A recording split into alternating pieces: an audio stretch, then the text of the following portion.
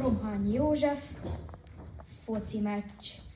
22 esztelen, félmeztelen egyén egymás hátán hegyén nyüzsög lenn a pályán. Mások mája táján taposnak, és ha elég laposnak lát a bíró minden egyest, megítél egy 11-est.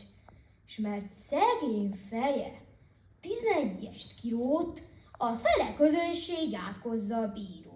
De senki sem csendes a nagy ember tömbből, mert a másik fele harsány éjjent bömböl. Ez alatt a meccsen néhány csicsont recsen, szerte szét vérfrecsen, egy sem veszi föl a fetrengő játékost. Fontosabb a játék most, a vad közé csatár átgázol a bekken, úgy igaz össze, hogy sem mese nyekken, azután a labdát megcélzol jól, gól! Egy alacsony néző, ki oda nem lát át, ordítva paskolja a szomszédja hátát. Vegye le a kalapját, mert szétverem a lapját, azt a kerep tököt, s feje felé bögött. Erre az: ó, te gaz!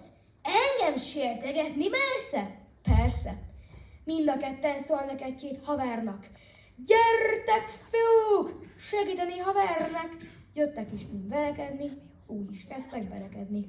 Buzgón verekedtek, víz nem voltak restek, s időnként a gyepre elnyűtt testek estek. De aki tokozót, rejti már a bozót, s merre résleltek, gyorsan elszereltek. A többit azután, alig egy-két nappal, a derék rendőrség verte szét karlappal, le a kalappal.